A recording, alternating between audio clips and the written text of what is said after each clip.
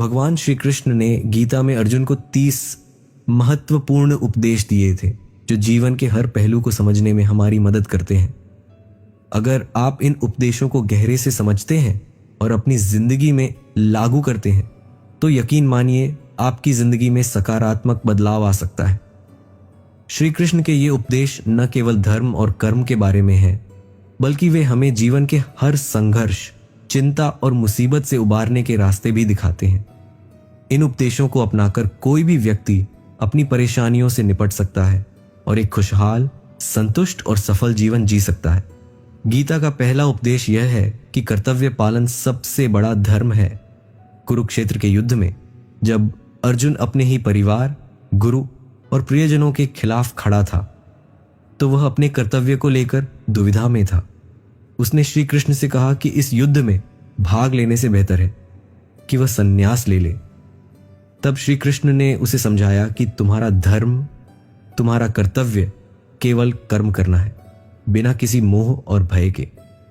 यदि तुम अपने कर्तव्य से विमुख होते हो तो यह न केवल तुम्हारे लिए पाप होगा बल्कि समाज के लिए भी हानिकारक होगा। श्री कृष्ण ने यह भी बताया कि कर्तव्य पालन करते समय व्यक्ति को भावनात्मक कमजोरी से बचना चाहिए। उन्होंने अर्जुन से कहा, जो लोग धर्म के मार्ग पर चलने से पीछे हटते हैं वे समाज और अपने स्वयं के लिए भी गलत उदाहरण पेश करते हैं। उदाहरण के तौर पर एक सैनिक का कर्तव्य है अपने देश की रक्षा करना।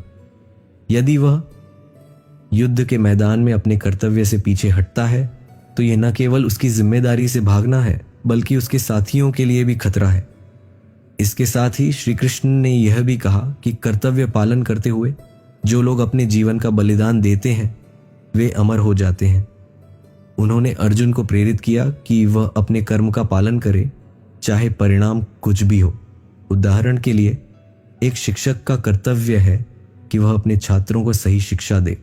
अगर उसे यह सोचकर शिक्षा देना बंद कर देना चाहिए कि छात्र उसकी मेहनत की कद्र नहीं करेंगे तो यह उसके कर्तव्य का त्याग होगा। गीता का दूसरा उपदेश यह है कि आत्मा अमर है और शरीर नश्वर। जब अर्जुन युद्ध में अपने प्रियजनों की मृत्यु के विचार से विचलित हुआ तो श्री कृष्ण ने उसे समझाया कि मृत्यु केवल एक परिवर्तन है। उन्होंने कहा, आत्मा को न कोई मार सकता है, न जला सकता है, न सुखा सकता है। आत्मा अनंत और शाश्वत है। ये उपदेश हमें सिखाता है कि हमें मृत्यु के भय से मुक्त होना चाहिए और जीवन को एक यात्रा के रूप में देखना चाहिए। श्री कृष्ण ने अर्जुन को यह भी बताया कि आत्मा कभी खत्म नहीं होती, ये केवल एक शरीर से दूसरे शरीर में स्थानांतरित होती है। उन्होंने कहा, जैसे एक व्यक्ति पुराने कपड़े को त्याग कर नया कपड़ा धारण करता है, वैसे ही आत्मा एक नया शरीर धारण करती है। उदाहरण के तौर पर जब एक मोमबत्ती की लौ बुझती है तो उसकी ऊर्जा नष्ट नहीं होती बल्कि वह प्रकृति में विलीन हो जाती है। यह उपदेश हमें यह भी सिखाता है कि हमें जीवन में न तो मोह में बंधना चाहिए और न ही मृत्यु से डरना चाहिए। उदाहरण के लिए एक माता पिता अपने बच्चे की सफलता और असफलता को जीवन और मृत्यु की तरह गंभीरता से नहीं लें बल्कि इसे एक अनुभव माने। इस तरह का दृष्टिकोण न केवल उनके लिए बल्कि उनके बच्चों के लिए भी प्रेरणादायक होगा। गीता का तीसरा उपदेश यह है कि कर्म करो लेकिन फल की चिंता मत करो। अर्जुन ने युद्ध के परिणाम को लेकर चिंता व्यक्त की तो श्री कृष्ण ने उसे समझाया कि तुम केवल कर्म करने के लिए जिम्मेदार हो, फल देना तुम्हारे हाथ में नहीं है। उन्होंने कहा, जब व्यक्ति फल की अपेक्षा से कर्म करता है तो उसकी मेहनत में कमी आ जाती है। यह हमें सिखाता है कि हमें अपने प्रयासों पर ध्यान केंद्रित करना चाहिए, न कि उनके परिणामों पर। श्री कृष्ण ने इसे समझाने के लिए एक किसान का उदाहरण दिया। उन्होंने कहा कि किसान अपने खेत में मेहनत करता है, बीज बोता है और उसकी देखभाल करता है, लेकिन फसल कैसी होगी यह प्रकृति पर निर्भर करता है। अगर किसान केवल फसल के परिणाम की चिंता करता रहे तो वह सही से काम नहीं कर पाएगा। यह उपदेश हमें यह भी सिखाता है कि हमें अपने जीवन में अपने कर्तव्यों को पूरी ईमानदारी से निभाना चाहिए, चाहे परिणाम कुछ भी हो। उदाहरण के लिए एक छात्र को अपनी पढ़ाई पूरी लगन से करनी चाहिए, बिना इस बात की चिंता किए कि परीक्षा में क्या आएगा। यह दृष्टिकोण न केवल उसे तनाव से मुक्त करेगा बल्कि उसे जीवन में सफल भी बनाएगा। गीता का चौथा उपदेश यह है कि संतुलन और संयम से जीवन जीना चाहिए। श्री कृष्ण ने अर्जुन को यह सिखाया कि जीवन में न अत्यधिक आसक्ति होनी चाहिए और न ही अत्यधिक त्याग। संतुलन बनाए रखना ही सही मार्ग है। श्री कृष्ण ने कहा, जो व्यक्ति न तो ज्यादा खाता है, न ज्यादा सोता है और न ज्यादा काम करता है, वही व्यक्ति शांति से जीवन जी सकता है। इस उपदेश से यह भी समझ में आता है कि हमें जीवन में सभी पहलुओं में संतुलन बनाए रखना चाहिए। उदाहरण के तौर पर, अगर कोई व्यक्ति बहुत अधिक काम करता है और अपनी सेहत की ओर ध्यान नहीं देता, तो वह शारीरिक और मानसिक थकान का शिकार हो सकता है। वहीं दूसरी ओर, अगर कोई व्यक्ति काम से बचने के लिए आलस्य करता है, तो वह जीवन में सफलता नहीं पा सकता। यही संतुलन की आवश्यकता है। श्री कृष्ण ने यह भी बताया कि अगर हम संयम रखते हुए जीवन जीते हैं, तो हमें आंतरिक शांति प्राप्त होती है। ये उपदेश हमें यह भी सिखाता है कि हम किसी भी कार्य में न तो बहुत ज्यादा भाग्यवादी और न ही बहुत अधिक आत्मनिर्भर बने। उदाहरण के लिए, अगर एक किसान अपने खेत में बीज बोता है तो वह उम्मीद करता है कि फसल अच्छी होगी, लेकिन वह इस पर पूरा नियंत्रण नहीं रख सकता। उसे अपनी मेहनत से संतुष्ट रहना चाहिए और भगवान पर विश्वास रखना चाहिए। गीता का पांचवा उपदेश यह है कि कार्य बिना किसी अपेक्षाओं के करना चाहिए। श्री कृष्ण ने अर्जुन से कहा कि यदि तुम अपने कर्म को भगवान के प्रति समर्पित करते हो, तो तुम्हारे कर्म में कोई पाप नहीं होता। अर्जुन को यह समझाने के लिए श्री कृष्ण ने कहा, कर्म करते हुए अपने मन और हृदय को भगवान में समर्पित करो, तो तुम्हारे सभी कर्म निष्कलंक हो जाते हैं। यह उपदेश यह बताता है कि जब हम किसी कार्य को केवल अपनी इच्छाओं को संतुष्ट करने के लिए करते हैं, तो वह हमें आत्मिक शांति नहीं देता। इस उपदेश में यह सिखाया गया है कि हमें अपना कार्य बिना किसी स्वार्थ के करना चाहिए। उदाहरण के तौर पर, अगर एक डॉक्टर केवल पैसे कमाने के लिए मरीजों का इलाज करता है, तो उसका काम केवल सांसारिक लाभ के लिए होता है और उसमें कोई आत्मिक सुख नहीं होता। लेकिन अगर वह अपना काम भगवान को समर्पित करके करता है, तो उसे सच्ची संतुष्टि मिलती है।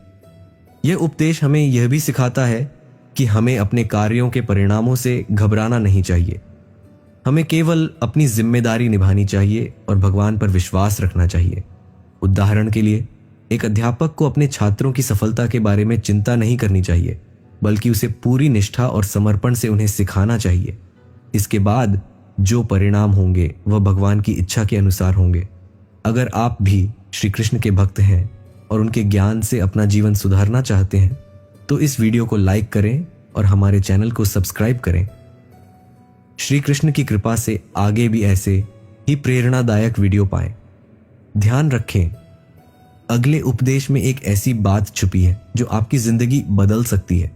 तो वीडियो को आगे देखिए और जानिए वो रहस्य जो आपके जीवन को नया मोड़ दे सकता है।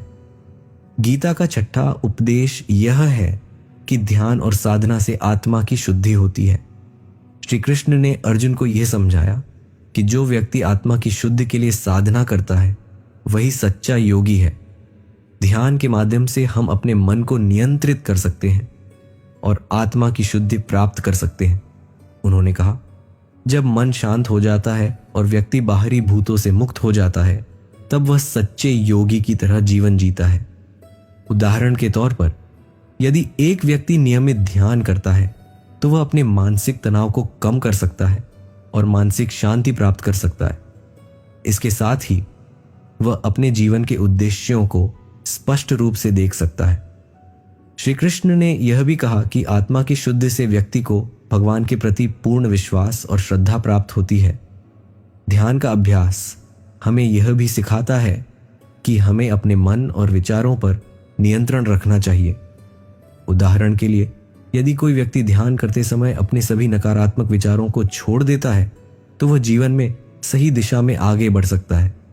ध्यान से जीवन में शांति और संतुलन आता है, जो व्यक्ति के विकास में सहायक होता है। गीता का सातवां उपदेश यह है कि भगवान के प्रति श्रद्धा और समर्पण से हमें शांति मिलती है। श्री कृष्ण ने अर्जुन से कहा कि जो व्यक्ति भगवान के प्रति पूरी श्रद्धा से भरा हुआ होता है, उसकी जीवन की सारी समस्याएं हल हो जाती हैं। भगवान के प्रति आस्था से व्यक्ति का दिल शुद्ध होता है और उसका मन स्थिर रहता है। वे व्यक्ति अपने जीवन में धर्म का पालन करते हुए सुखी रहते हैं। उदाहरण के तौर पर जब कोई व्यक्ति भगवान के नाम का जाप करता है या पूजा करता है तो उसका मन शांति की ओर अग्रसर होता है। वह अपने कष्टों और दुखों को भगवान के चरणों में समर्पित करता है और इस प्रकार आत्मिक शांति प्राप्त करता है। श्री कृष्ण ने यह भी बताया कि भगवान का ध्यान और पूजा हमें जीवन में सकारात्मक दिशा प्रदान करती है। भगवान के प्रति श्रद्धा का मतलब यह नहीं है कि हम केवल पूजा और भक्ति में ही लीन रहें, बल्कि इसका मतलब यह है कि हम अपने जीवन के हर पहलू में ईश्वर का ध्यान रखें। उदाहरण के तौर पर एक सच्चा भक्त अपने कार्यों को भगवान को समर्पित करता है और दूसरों की सेवा में अपने समय का उपयोग करता है। ऐसा व्यक्ति जीवन में संतुष्ट रहता है और भगवान से जुड़े रहने का सुख अनुभव करता है। गीता का 8वां उपदेश यह है कि आत्मनिर्भरता और आत्मसमर्पण दोनों ही महत्वपूर्ण हैं। श्री कृष्ण ने अर्जुन को यह सिखाया कि जो व्यक्ति अपने कर्मों को ईश्वर को समर्पित करता है और अपने कर्तव्य का पालन करता है वही सच्चा साधक है। उन्होंने यह भी कहा कि जीवन की कठिनाइयों का सामना करते हुए हमें आत्मनिर्भर रहना चाहिए और हमें ईश्वर की मदद की आवश्यकता होती है, लेकिन हमारी भूमिका भी महत्वपूर्ण है। उदाहरण के तौर पर जब कोई व्यक्ति कोई व्यवसाय शुरू करता है तो उसे केवल ईश्वर से आशीर्वाद की उम्मीद नहीं करनी चाहिए, बल्कि उसे अपने कार्य में पूरी मेहनत और संघर्ष भी करना चाहिए। यही आत्मनिर्भरता है। इसके साथ ही उसे ईश्वर पर विश्वास रखते हुए अपने प्रयासों को समर्पित करना चाहिए, जिससे सफलता की संभावना बढ़ जाती है। यह उपदेश हमें यह भी सिखाता है कि हमें जीवन में न केवल आत्मनिर्भर होना चाहिए, बल्कि भगवान से भी समर्पण की भावना रखना चाहिए। उदाहरण के तौर पर एक किसान जो अपने खेत में मेहनत करता है, उसे अपनी मेहनत और भगवान पर विश्वास दोनों रखना चाहिए। ऐसे ही एक कर्मशील व्यक्ति सफलता की ओर बढ़ता है।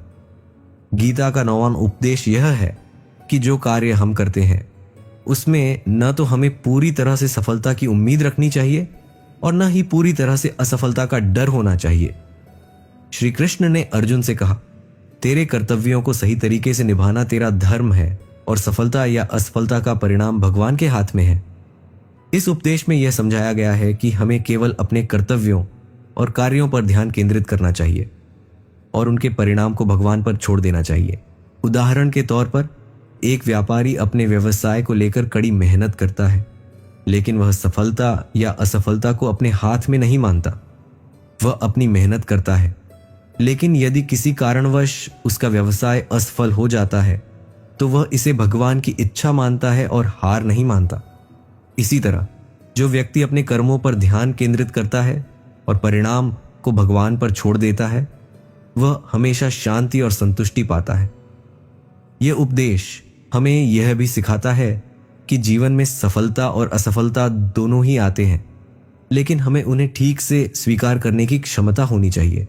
उदाहरण के लिए एक छात्र परीक्षा की तैयारी करता है, लेकिन जब परिणाम आते हैं तो उसे सफलता या असफलता को स्वीकार करना चाहिए बिना किसी नकारात्मक विचार के। यही सही दृष्टिकोण है जो हमें मानसिक शांति प्रदान करता है। श्री कृष्ण के अद्भुत उपदेशों से जीवन को दिशा देने के लिए कृपया इस वीडियो को लाइक करें और चैनल को सब्सक्राइब करना न भूलें। ऐसा करते हुए आप हमारे साथ श्री कृष्ण के मार्ग पर चलने की एक और छोटी सी शुरुआत करेंगे। और हाँ, अगला उपदेश बेहद महत्वपूर्ण है, तो वीडियो को अंत तक देखिए, क्योंकि इसमें वो बात है जो आपकी सोच को बदल सकती है। गीता का 10वां उपदेश यह है कि जो व्यक्ति अपने अंदर सत्य, प्रेम और निष्कलंक भावनाओं को रखता है वही भगवान से जुड़ा होता है। श्री कृष्ण ने अर्जुन से कहा, जो व्यक्ति अपने अंदर सत्य का पालन करता है और हमेशा अपने हृदय में प्रेम और समर्पण रखता है वही मेरे साथ जुड़ा हुआ है। ये उपदेश ये बताता है कि भगवान का दर्शन केवल पूजा या कर्मकांडों से नहीं होता, बल्कि हमारे हृदय में सत्य और प्रेम का निवास होना चाहिए। उदाहरण के तौर पर अगर कोई व्यक्ति अपने जीवन में दूसरों के साथ ईमानदारी से पेश आता है और उसे दूसरों के दुख दर्द का एहसास होता है तो वह व्यक्ति सच्चा भक्त है। भगवान के दर्शन का मतलब सिर्फ मंदिरों में पूजा करना नहीं है, बल्कि अपने व्यवहार में अच्छाई, सत्य और प्रेम को आत्मसात करना है। ये उपदेश हमें यह भी सिखाता है कि जीवन में किसी भी कार्य को करने से पहले हमें अपने हृदय को शुद्ध करना चाहिए। अगर हम किसी से सच्चा प्रेम करते हैं तो हमारी सारी कर्मों में शुद्धता और सरलता होगी। जैसे एक सच्चा गुरु हमेशा अपने शिष्य से प्रेम करता है और उन्हें सच्चाई का मार्ग दिखाता है, वैसे ही एक सच्चा भक्त भगवान से जुड़ा होता है। गीता का 11वां उपदेश यह है कि जीवन में निरंतरता और धैर्य होना चाहिए। श्री कृष्ण ने अर्जुन से कहा, जो व्यक्ति जीवन में निरंतर प्रयास करता है और हर परिस्थिति में धैर्य बनाए रखता है, वह किसी भी संघर्ष को पार कर सकता है। यह उपदेश जीवन के संघर्षों और कठिनाइयों से जूझने के तरीके पर आधारित है। यह हमें सिखाता है कि सफलता के लिए केवल मेहनत ही नहीं, बल्कि निरंतरता और धैर्य की भी आवश्यकता होती है। उदाहरण के तौर पर, जब कोई व्यक्ति कोई बड़ा लक्ष्य हासिल करने के लिए काम करता है तो वह निरंतर प्रयास करता है, भले ही रास्ते में अड़चनें आए। जैसे एक एथलीट जो ओलंपिक गोल्ड मेडल जीतने के लिए सालों तक कठिन प्रशिक्षण करता है, उसे सफलता मिलने से पहले कई बार विफलताएं भी मिलती हैं, लेकिन उसकी निरंतरता और धैर्य उसे अंततः सफलता दिलाते हैं। यह उपदेश हमें यह भी बताता है कि जीवन में कोई भी सफलता अचानक नहीं मिलती। हमें जीवन की कठिनाइयों को धैर्यपूर्वक सहन करना पड़ता है और निरंतर प्रयास करना होता है।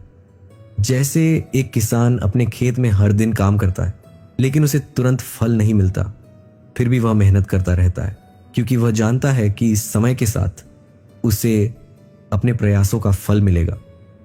गीता का 12वां उपदेश यह है कि किसी भी कार्य को ईश्वर को समर्पित करके करना चाहिए। श्री कृष्ण ने अर्जुन से कहा, जो व्यक्ति अपने कार्यों को भगवान को समर्पित करता है वह सच्चा योगी है। इस उपदेश से यह सीखने को मिलता है कि हमें अपनी पूरी निष्ठा और ईमानदारी से कार्य करना चाहिए, लेकिन इसके साथ ही हमें अपने कर्मों को भगवान के चरणों में समर्पित करना चाहिए। उदाहरण के तौर पर, जब कोई व्यक्ति किसी समाज सेवा के कार्य में जुटता है तो उसे केवल ईश्वर की इच्छा मानते हुए कार्य करना चाहिए। अगर वह किसी अन्य उद्देश्य से काम करता है तो वह केवल अपने स्वार्थ की भावना से प्रेरित होता है, लेकिन जब वह अपनी सेवा को भगवान के नाम पर करता है तो उसका कार्य निष्कलंक और शुभ होता है। यह उपदेश यह भी सिखाता है कि हमें अपने कर्मों के परिणाम की चिंता किए बिना अपने कार्यों को अच्छे से करना चाहिए। जैसे एक कलाकार जो अपनी कला को भगवान को समर्पित करता है, वह उसे सिर्फ प्रदर्शन के लिए नहीं करता, बल्कि वह अपने दिल से उसे भगवान की भक्ति मानते हुए करता है। यही सच्चा कर्म है जो आत्मा की शुद्धि और संतुष्टि को प्राप्त करता है। गीता का 13वां उपदेश यह है कि जो व्यक्ति अपने जीवन में सभी चीजों को भगवान के दृष्टिकोण से देखता है, वही सच्चा योगी है। श्री कृष्ण ने अर्जुन से कहा, जो व्यक्ति अपने हृदय और मन को शुद्ध करके दुनिया को भगवान की दृष्टि से देखता है, वह किसी भी स्थिति में संतुष्ट रहता है। यह उपदेश यह बताता है कि जब हम अपने जीवन की घटनाओं को भगवान के नजरिए से देखने की कोशिश करते हैं तो हमें हर स्थिति में शांति और संतोष मिल सकता है। उदाहरण के तौर पर, जब कोई व्यक्ति जीवन में संघर्षों का सामना करता है तो वह यदि भगवान की दृष्टि से देखे तो उसे यह समझ में आता है कि यह भी एक परीक्षा है जिसे वह पार कर सकता है। जैसे कोई विद्यार्थी परीक्षा में कठिन सवालों का सामना करता है, लेकिन जब वह उन सवालों को शांत मन से देखता है तो वह उन सवालों का सही हल ढूंढ सकता है।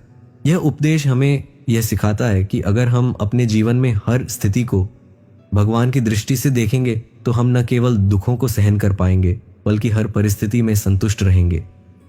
यही सच्चा योग है जिसमें आत्मा और परमात्मा का मिलन होता है। गीता का 14वां उपदेश यह है कि व्यक्ति को अपनी आत्मा की पहचान करनी चाहिए, क्योंकि आत्मा कभी नष्ट नहीं होती।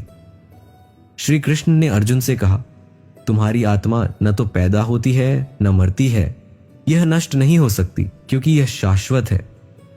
इस उपदेश में भगवान ने आत्मा के शाश्वत और अनश्वर रूप को स्पष्ट किया। इस ज्ञान के द्वारा व्यक्ति को यह समझ में आता है कि उसकी असली पहचान शरीर से नहीं बल्कि उसकी आत्मा से है। उदाहरण के लिए, यदि एक व्यक्ति किसी शारीरिक बीमारी या उम्र के प्रभाव से परेशान होता है तो उसे यह समझना चाहिए कि उसकी आत्मा निराकार और अमर है। शरीर बदलता है लेकिन आत्मा सदा शाश्वत रहती है। जैसे एक पुस्तक का कवर समय के साथ फट सकता है लेकिन उसके भीतर का ज्ञान हमेशा सुरक्षित रहता है, वैसे ही हमारी आत्मा कभी नहीं मरती।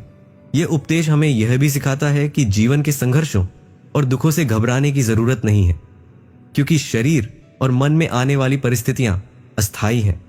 आत्मा हमेशा शुद्ध और अमर रहती है। जैसे एक नाव को तूफान से डरने की जरूरत नहीं होती, क्योंकि वह अंततः किनारे पर पहुंच ही जाती है, वैसे ही आत्मा को संसार के संघर्षों से डरने की कोई आवश्यकता नहीं होती।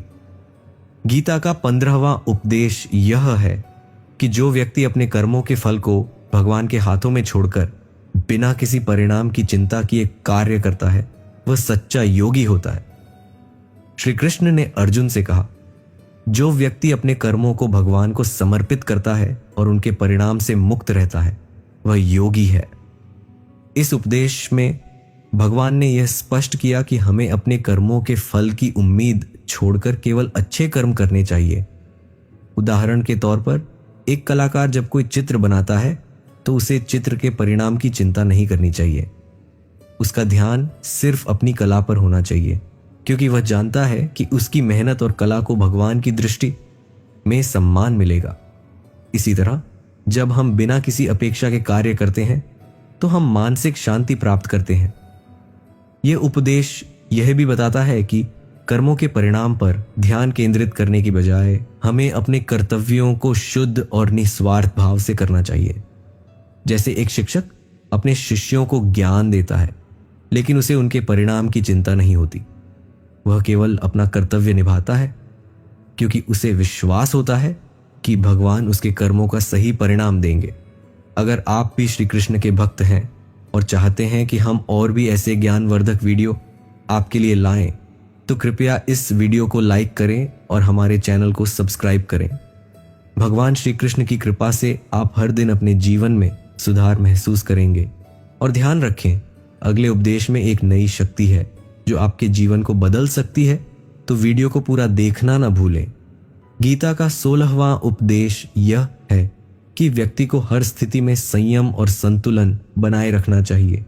श्री कृष्ण ने अर्जुन से कहा, जो व्यक्ति जीवन में संतुलन बनाए रखता है वह किसी भी परिस्थिति में विचलित नहीं होता। यह उपदेश यह बताता है कि जीवन में हमें कभी भी अत्यधिक खुश या दुखी नहीं होना चाहिए। हमें हर स्थिति में मानसिक संतुलन बनाए रखना चाहिए। उदाहरण के तौर पर, जब कोई व्यक्ति जीतता है तो वह खुशी के बजाय संयम बनाए रखता है, और जब वह हारता है तो वह निराश नहीं होता। जैसे एक बैडमिंटन खिलाड़ी किसी मैच में जीतने पर खुश होता है, लेकिन उसे अपनी खुशी को संयमित रखना चाहिए ताकि वह अगले मैच में भी अच्छा प्रदर्शन कर सके। इसी तरह जीवन के उतार चढ़ाव में संयम बनाए रखना आवश्यक है। यह उपदेश हमें यह भी सिखाता है कि जीवन में दुख और सुख दोनों आते हैं, लेकिन हमें दोनों ही स्थितियों में समान रूप से प्रतिक्रिया करनी चाहिए। जैसे एक नाव को न तो लहरों से डरना चाहिए और न ही लहरों पर गर्व करना चाहिए। उसे शांतिपूर्वक अपनी दिशा में चलना चाहिए। इसी तरह हमें भी जीवन में संयम और संतुलन बनाए रखना चाहिए। गीता का 17वां उपदेश यह है कि व्यक्ति को अपने मन, वचन और क्रिया से शुद्ध होना चाहिए। श्री कृष्ण ने अर्जुन से कहा, जो व्यक्ति अपने विचार, शब्द और कर्मों में शुद्धता बनाए रखता है वह भगवान के निकट होता है। इस उपदेश में यह बताया गया है क्या केवल शारीरिक शुद्धता ही नहीं बल्कि मानसिक और वाचिक शुद्धता भी आवश्यक है। उदाहरण के तौर पर, जब कोई व्यक्ति अपने विचारों को शुद्ध करता है और केवल अच्छे और सकारात्मक शब्दों का प्रयोग करता है तो वह अपने जीवन में शांति और संतोष प्राप्त करता है। जैसे एक अच्छा शिक्षक अपने शब्दों से छात्रों को प्रेरित करता है, ठीक वैसे ही हमें अपने शब्दों और कर्मों से शुद्धता का पालन करना चाहिए। ये उपदेश हमें यह भी बताता है कि शुद्धता केवल बाहरी रूप में नहीं बल्कि हमारी आंतरिक भावना और विचारों में भी होनी चाहिए। जैसे एक नदी अपनी गहराई में शुद्ध होती है, वैसे ही व्यक्ति को अपने भीतर से शुद्ध होना चाहिए। इससे न केवल उसका जीवन आसान होता है बल्कि वह दूसरों को भी सकारात्मक ऊर्जा प्रदान करता है। गीता का 18वां उपदेश यह है कि जो व्यक्ति अपने भीतर आत्मज्ञान की प्राप्ति करता है वह सच्चा ज्ञानी होता है। श्री कृष्ण ने अर्जुन से कहा, जो व्यक्ति आत्मज्ञान की प्राप्ति करता है वह संसार के सभी बंधनों से मुक्त हो जाता है। इस उपदेश में भगवान ने यह बताया कि जब हम अपने वास्तविक स्वरूप को पहचानते हैं तो हम हर प्रकार के मानसिक और भौतिक बंधनों से मुक्त हो जाते हैं। उदाहरण के तौर पर जब एक व्यक्ति अपने आत्मा की पहचान करता है तो वह किसी भी बाहरी परिस्थिति से प्रभावित नहीं होता। जैसे एक योगी जो अपनी साधना में पूरी तरह से मग्न होता है, वह दुनिया के किसी भी सुख दुख से मुक्त होता है। वही सच्चा ज्ञान है जो व्यक्ति को जीवन के हर पहलू से परे होकर आत्मिक शांति प्राप्त कराता है। यह उपदेश हमें यह भी सिखाता है कि आत्मज्ञान की प्राप्ति से हम अपने असली स्वरूप को पहचान सकते हैं और जीवन के सच्चे उद्देश्य को समझ सकते हैं। जैसे एक खगोल शास्त्री आकाश के तारों को समझता है, वैसे ही व्यक्ति को अपने आत्मज्ञान से जीवन की वास्तविकता को समझना चाहिए। गीता का 19वां उपदेश यह है कि व्यक्ति को हमेशा अपने कर्मों को भगवान के समर्पण में करना चाहिए और अपनी इच्छाओं को त्यागना चाहिए। श्री कृष्ण ने अर्जुन से कहा, जो व्यक्ति अपने कार्यों का फल भगवान को समर्पित करता है वह कभी भी मायूस नहीं होता और उसे कोई चिंता नहीं होती। इस उपदेश में भगवान ने अर्जुन को यह बताया कि हमें अपने कर्मों के फल की चिंता छोड़ देनी चाहिए और हर कार्य को भगवान की इच्छा के अनुसार करना चाहिए। जब हम अपने कर्मों को भगवान को समर्पित कर देते हैं तो हमें परिणाम की चिंता नहीं होती और हम मानसिक शांति प्राप्त करते हैं। उदाहरण के तौर पर एक किसान अपनी फसल उगाता है, लेकिन वह फसल के परिणाम की चिंता नहीं करता। वह केवल भगवान को धन्यवाद करता है और अपने कार्य में संतुष्ट रहता है। जब हम भी अपने कार्यों को ईश्वर के हवाले कर देते हैं तो हम चिंता और तनाव से मुक्त हो जाते हैं। हम अपनी शक्ति और क्षमता के अनुसार काम करते हैं और भगवान पर विश्वास रखते हैं कि जो भी होगा वह हमारे अच्छे के लिए होगा। यह उपदेश यह भी सिखाता है कि संसार में जितने भी कर्म होते हैं वे सब भगवान की इच्छा से होते हैं। जब हम अपने कार्यों को भगवान के समर्पण में करते हैं तो हमारी सारी समस्याएं अपने आप हल हो जाती हैं। जैसे एक नाविक अपने जहाज को सागर में छोड़कर सागर के साथ बहने देता है, वैसे ही हमें अपने जीवन को भगवान के प्रवाह के साथ छोड़ देना चाहिए। गीता का 20वां उपदेश यह है कि व्यक्ति को हमेशा आत्मनियंत्रण करना चाहिए और अपने इंद्रियों पर काबू रखना चाहिए। श्री कृष्ण ने अर्जुन से कहा, जो व्यक्ति अपने इंद्रियों को नियंत्रित करता है वह अपनी इच्छाओं और भावनाओं को जीत सकता है। इस उपदेश में भगवान ने यह बताया कि जब हम अपने इंद्रियों को नियंत्रित कर लेते हैं तो हम अपने जीवन को पूरी तरह से नियंत्रित कर सकते हैं। इंद्रियां हमारे मन को विचलित करती हैं और हमें गलत दिशा में ले जाती हैं, लेकिन जब हम उनका नियंत्रण प्राप्त कर लेते हैं तो हम आत्मनिर्भर और संतुष्ट रहते हैं। उदाहरण के तौर पर जब कोई व्यक्ति अत्यधिक भोजन करता है या अनुशासनहीन जीवन जीता है तो वह अपनी इंद्रियों के अधीन होता है, लेकिन जब वही व्यक्ति अपने आहार और जीवन शैली में संयम रखता है तो वह स्वस्थ और खुशहाल रहता है। जैसे एक अच्छा शिष्य अपने गुरु के आदेशों का पालन करता है और अपने आचरण को सुधारता है, वैसे ही हमें अपने इंद्रियों पर काबू पाकर अपने जीवन को सुधारना चाहिए।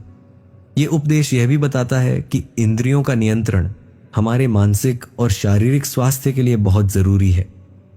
जैसे एक नाविक अपने जहाज के पतवार को पकड़कर उसे सही दिशा में चलाता है, वैसे ही हमें अपने इंद्रियों को नियंत्रित करके अपने जीवन को सही दिशा में ले जाना चाहिए। श्री कृष्ण के उपदेशों से प्रेरित होकर जीवन को सही दिशा देने के लिए इस वीडियो को लाइक करें और हमारे चैनल को सब्सक्राइब करें। हम वादा करते हैं कि हम और भी ऐसे अद्भुत वीडियो लाएंगे जो आपकी जिंदगी को बदल सकते हैं। लेकिन रुकिए, अगले उपदेश में एक रहस्य छिपा है जिसे जानकर आपका जीवन पूरी तरह से बदल सकता है, तो वीडियो को आखिरी तक जरूर देखें। गीता का 21वां उपदेश यह है कि व्यक्ति को अपने जीवन में सच्ची निष्ठा और समर्पण के साथ काम करना चाहिए। श्री कृष्ण ने अर्जुन से कहा, जो व्यक्ति निष्ठा से अपना कार्य करता है और समर्पण भाव से भगवान की सेवा करता है वह निश्चित रूप से भगवान के आशीर्वाद से धन्य होता है। इस उपदेश में भगवान ने बताया कि अगर हम किसी कार्य को सच्चे मन से और निष्ठा के साथ करते हैं तो भगवान भी हमें अपनी कृपा से आशीर्वाद देते हैं। जब हम ईश्वर के मार्ग पर चलते हैं और अपनी पूरी निष्ठा के साथ कार्य करते हैं तो हमारे जीवन में कोई कमी नहीं रहती। उदाहरण के तौर पर एक छात्र जब अपने पढ़ाई में पूरी निष्ठा और मेहनत से जुटता है तो उसे सफलता जरूर मिलती है। वहीं अगर कोई छात्र आलस्य करता है तो वह कभी भी अपनी मंजिल तक नहीं पहुंच सकता। जब हम अपनी निष्ठा से किसी कार्य में जुटते हैं तो सफलता अपने आप हमारे पास आती है। यह उपदेश हमें यह भी सिखाता है कि हमें अपने कार्यों में ईश्वर का समर्पण भाव रखना चाहिए और हर कार्य को प्रेम और निष्ठा से करना चाहिए। जैसे एक कलाकार अपनी कला में अपनी पूरी निष्ठा लगा देता है, वैसे ही हमें अपने जीवन के हर कार्य को ईश्वर की सेवा और समर्पण के साथ करना चाहिए। गीता का 22वां उपदेश यह है कि व्यक्ति को भगवान के साथ अपने रिश्ते को हमेशा दृढ़ और अविचल बनाए रखना चाहिए। श्री कृष्ण ने अर्जुन से कहा, जो व्यक्ति भगवान के साथ हर समय जुड़ा रहता है वह सच्चे अर्थ में योगी होता है। इस उपदेश में भगवान ने यह बताया कि हमें भगवान से हमेशा जुड़ा रहना चाहिए और हमारी आस्था उनसे अविचल होनी चाहिए। जब हम भगवान से अपना रिश्ता दृढ़ रखते हैं तो हम किसी भी परिस्थिति में विचलित नहीं होते और हमारे जीवन में शांति रहती है। उदाहरण के तौर पर जब कोई व्यक्ति अपने प्रिय के साथ मजबूत रिश्ते में होता है तो वह हर मुश्किल को आसानी से पार कर लेता है। इसी तरह हमें भगवान के साथ भी ऐसा ही संबंध बनाना चाहिए ताकि हम जीवन की किसी भी कठिनाई से न घबराएं।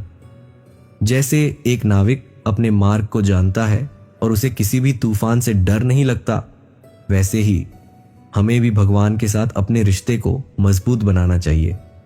यह उपदेश यह भी सिखाता है कि हमें हर समय भगवान का स्मरण करना चाहिए और उनके साथ अपने रिश्ते को जीवित रखना चाहिए। जैसे एक घर में बिजली का स्विच कभी बंद नहीं होता, वैसे ही हमें भी भगवान के साथ अपने रिश्ते को हमेशा चालू रखना चाहिए।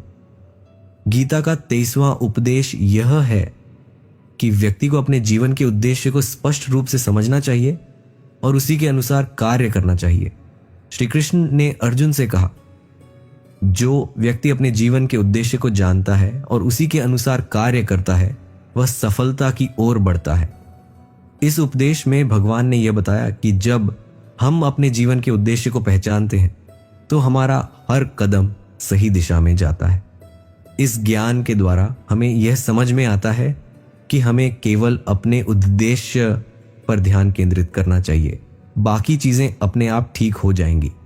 उदाहरण के तौर पर जब कोई व्यक्ति अपने जीवन में एक लक्ष्य निर्धारित करता है तो वह हर काम उसी उद्देश्य को ध्यान में रखते हुए करता है।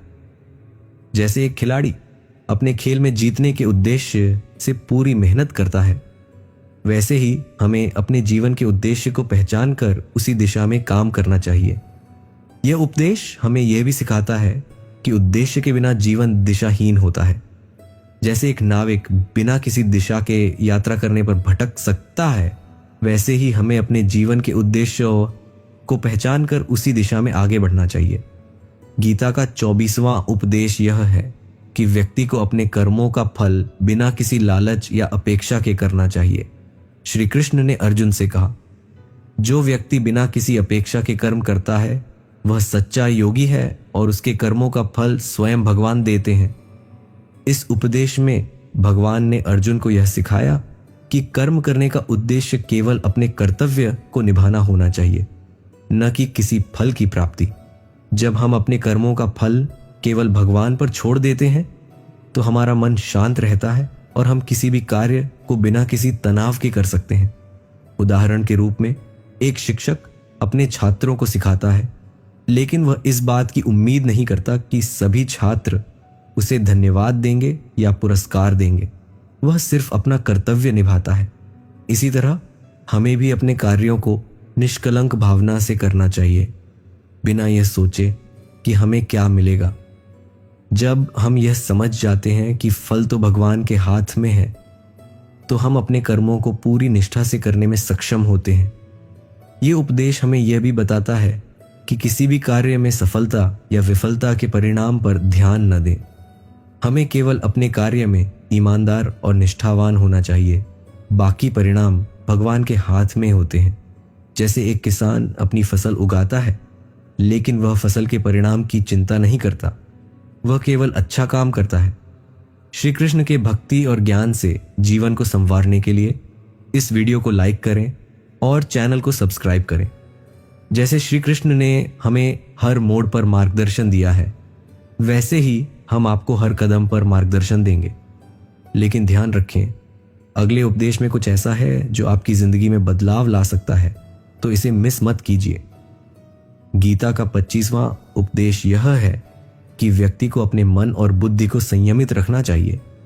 श्री कृष्ण ने अर्जुन से कहा, जो व्यक्ति अपने मन और बुद्धि को नियंत्रित करता है, वह अपने जीवन में किसी भी बाधा का सामना आसानी से कर सकता है। इस उपदेश में भगवान ने यह बताया कि हमारा मन और बुद्धि जब तक अनुशासित नहीं होती, तब तक हम अपने लक्ष्य को प्राप्त नहीं कर सकते। जब हम अपने मन को शांत और नियंत्रित रखते हैं, तो हम हर परिस्थिति में संतुलित रहते हैं और सही निर्णय ले सकते हैं। उदाहरण के तौर पर, अगर एक व्यक्ति किसी कठिन परिस्थिति में अपना आपा खो देता है, तो वह जल्दी ही गलत निर्णय ले सकता है, जो उसकी स्थिति को और खराब कर सकता है। लेकिन अगर वह व्यक्ति अपने मन को शांत और नियंत्रित रखता है, तो वह स्थिति का सही तरीके से सामना कर सकता है। जैसे एक नाविक अपने जहाज को शांत और स्थिर रखने के लिए पतवार का उपयोग करता है, वैसे ही हमें अपने मन और बुद्धि को नियंत्रित करना चाहिए। यह उपदेश हमें यह भी बताता है कि हमें मानसिक शांति की ओर अग्रसर होना चाहिए, ताकि हम जीवन में सही दिशा में आगे बढ़ सकें। जैसे एक गहरी नदी में नाव को चलाने के लिए शांत पानी जरूरी है, वैसे ही हमें अपनी मानसिक स्थिति को शांत और स्थिर रखना चाहिए। गीता का 26वां उपदेश यह है कि व्यक्ति को अपने कार्यों में ईश्वर की उपस्थिति को महसूस करना चाहिए। श्री कृष्ण ने अर्जुन से कहा, जो व्यक्ति हर कार्य में भगवान की उपस्थिति को महसूस करता है, वह हर कार्य को सही तरीके से करता है। इस उपदेश में भगवान ने अर्जुन को यह सिखाया कि जब हम अपने हर कार्य को भगवान की सेवा मानकर करते हैं, तो हमारा हर कार्य पुण्यपूर्ण और आध्यात्मिक होता है। भगवान की उपस्थिति का आभास हमें आत्मविश्वास और शक्ति प्रदान करता है, और हम अपने कर्मों को पूरी निष्ठा से करते हैं।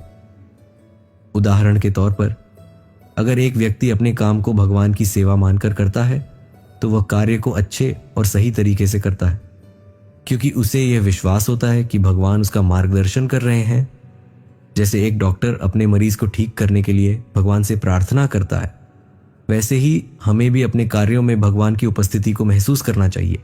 यह उपदेश यह भी सिखाता है कि जब हम अपने कर्मों को भगवान के हवाले कर देते हैं, तो हम न केवल अच्छे कर्म करते हैं, बल्कि हमें मानसिक शांति भी मिलती है। जैसे एक नाविक जब समुद्र में यात्रा करता है, तो उसे विश्वास होता है कि समुद्र के भीतर कोई शक्ति है जो उसकी मदद करती है, वैसे ही हमें भी भगवान पर विश्वास रखना चाहिए। गीता का 27वां उपदेश यह है कि व्यक्ति को हर परिस्थिति में अपने कर्तव्य को निभाना चाहिए, चाहे वह परिस्थितियां कैसी भी हों। श्री कृष्ण ने अर्जुन से कहा, जो व्यक्ति हर हालात में अपने कर्तव्य को निभाता है, वह सच्चा धर्मात्मा है। इस उपदेश में भगवान ने यह बताया कि चाहे जीवन में सुख हो या दुख, हमें अपने कर्तव्य से पीछे नहीं हटना चाहिए। कर्तव्य का पालन करते समय हमें अपने भावनाओं को नियंत्रित करना चाहिए और अपने कार्यों में कोई ढिलाई नहीं बरतनी चाहिए। उदाहरण के तौर पर, एक सैनिक जो युद्ध में शामिल होता है, उसे हर परिस्थिति में अपने कर्तव्य का पालन करना होता है। चाहे उसे किसी प्रकार का दर्द या कठिनाई हो, वह अपनी जिम्मेदारी से नहीं भाग सकता। इसी तरह हमें भी अपने जीवन में कर्तव्य का पालन करते हुए कठिनाइयों का सामना करना चाहिए और सही मार्ग पर चलते रहना चाहिए। यह उपदेश हमें यह भी सिखाता है कि हमें अपने कर्मों में निष्ठा और समर्पण रखना चाहिए। जैसे एक अच्छे शिष्य को अपने गुरु का आदेश पालन करना होता है, वैसे ही हमें भी अपने कर्तव्य को निभाने में किसी भी तरह की हिचकिचाहट नहीं रखनी चाहिए।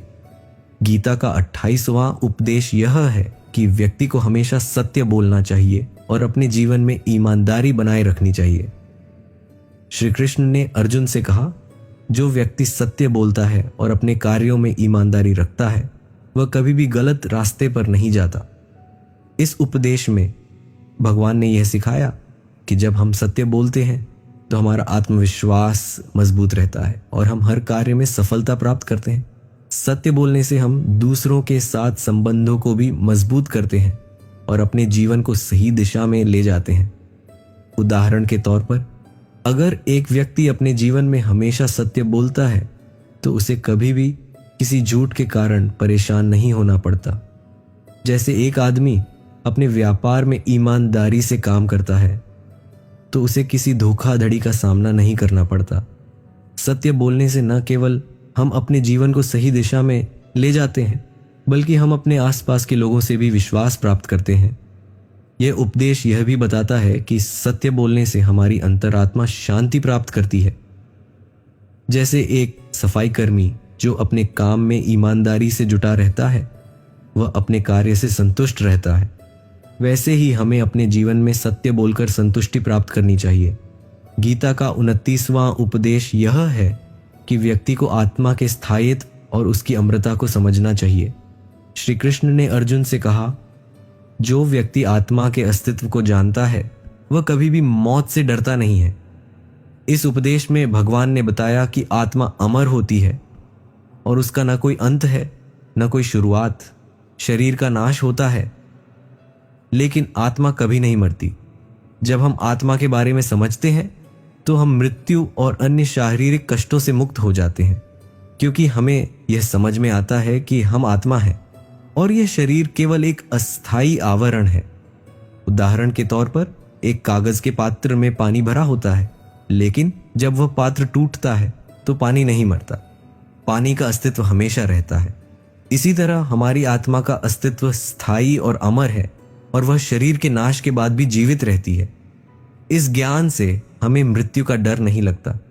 यह उपदेश हमें यह भी सिखाता है कि आत्मा का ज्ञान हमें आत्मविश्वास और मानसिक शांति देता है।